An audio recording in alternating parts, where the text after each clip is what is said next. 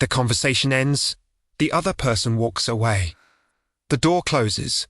The call disconnects. The messages stop appearing on the screen, and almost immediately, something begins. You replay the exact tone you used, the pause before you answered, the expression on their face when you said that one sentence. It feels automatic, not dramatic, not emotional, just mental review, as if your mind has decided there is unfinished business to process. You tell yourself it's normal. Everyone reflects. Everyone thinks back. But this isn't casual reflection. It has urgency. It has structure. It scans for specific moments. It isolates phrases. It magnifies microreactions. And without announcing it directly, your mind is operating under a quiet assumption something may have gone wrong. By the end of this, you'll understand why this replay feels necessary to you, and what your mind believes is at stake every time a conversation ends. You don't replay every interaction. You replay the ones that carry weight. A comment from your boss. A subtle shift in a friend's tone. A joke that didn't land exactly as expected. Your mind marks these moments as potentially significant, not because there was open conflict. Often there wasn't. It's the ambiguity that activates the loop. The neutral response, the unreadable expression, the short reply. Ambiguity becomes a problem to solve. Your system does not tolerate loose ends in social exchanges, so it reconstructs the scene. It slows it down. It searches for microsignals you might have missed in real time. This is not curiosity. It is surveillance. You are monitoring the interaction after it has already finished, as if the consequences are still unfolding somewhere outside your awareness. While you replay, your focus is rarely on what the other person did. It is almost always on what you said. The words you chose, the order you placed them in, whether your tone was too sharp or too soft, whether your joke could be misinterpreted, whether your opinion sounded arrogant. Your mind assumes responsibility first. It treats your own behavior as the variable most likely to create damage. You dissect sentences that were spoken casually. You imagine how they might echo in someone else's mind later. You anticipate delayed reactions, a change in attitude tomorrow, a different level of warmth next week. The replay is not about memory. It is about projection. You are simulating future outcomes based on past seconds. There is a specific tension inside this loop. It feels like something unresolved, but you cannot name exactly what. You search for a clear mistake, something obvious, a wrong word, a visible offense by concrete, and that absence does not calm you. It unsettles you more. Because if there is no clear mistake, then the threat is subtle, hidden, possibly invisible, so the replay continues. You adjust your imagined delivery. You test alternative responses you could have given. You rehearse better versions of the same conversation. Not for improvement, but to measure how different phrasing might have reduced risk. What makes this pattern persistent is not insecurity in the dramatic sense. It is conditioning. Achisomi point social missteps were not neutral events. They carried consequences. Maybe subtle ones. A withdrawal of warmth. A shift in status. A moment of exclusion. You learned that small errors could ripple outward. That a careless tone could change how you were perceived. And perception was not cosmetic. It influenced access, safety, belonging. So your system adapted.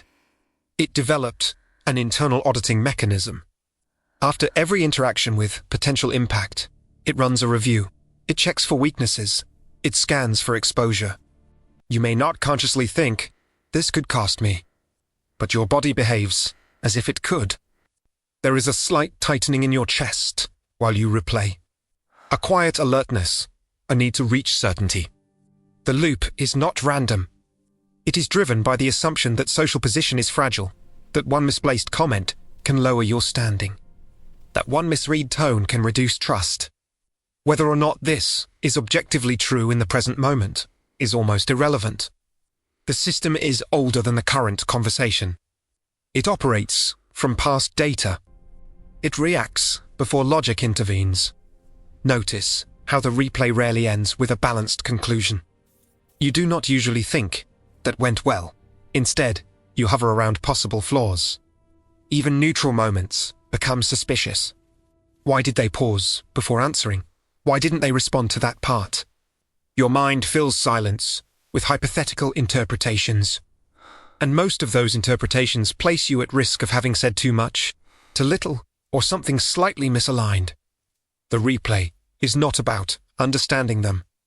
It is about evaluating your potential liability. This is why the loop often intensifies at night. When external distractions decrease, your system has space to reopen unresolved files. Conversations from hours ago return with sharper detail.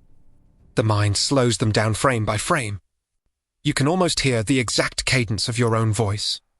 It feels analytical, precise, but underneath that precision is a single question. Did I compromise something? Did I weaken my position without noticing? The fact that you cannot immediately answer this question keeps the loop alive. You may tell yourself that you are just thoughtful, that you value communication, that you like to improve. But improvement is not the core driver here. If it were, the replay would end with a clear adjustment and closure. Instead, it circles, it doubts, it rechecks.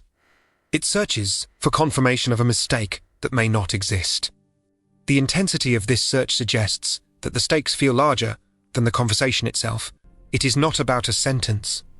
It is about what that sentence could mean for how you are viewed. The mind that replays like this equates small social errors with long-term consequences. A minor misalignment is treated as a potential shift in status. A brief awkward pause becomes a possible signal of rejection. The system assumes that reputation can be quietly altered in a single exchange, so it audits every word for hidden damage. It assumes that harm does not always announce itself immediately, that it can accumulate silently. And if damage can be silent, then vigilance must be constant. At this point, the pattern reveals its function. You are not simply remembering, you are investigating.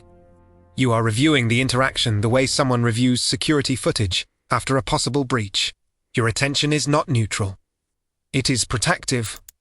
The replay is an attempt to detect whether you exposed yourself socially, whether you revealed something that could reduce leverage, credibility, or acceptance. You search your own sentences for weaknesses the way an opponent might. This is why reassurance from others rarely stops the loop. Even if someone says, "It was fine," your system does not fully accept it. Because the threat you are scanning for is subtle and delayed, it may not show up immediately. So you continue to monitor future interactions for confirmation. A slightly cooler tone the next day becomes evidence. A shorter message becomes data. The replay extends beyond memory into anticipation. And here is the part that usually remains unspoken.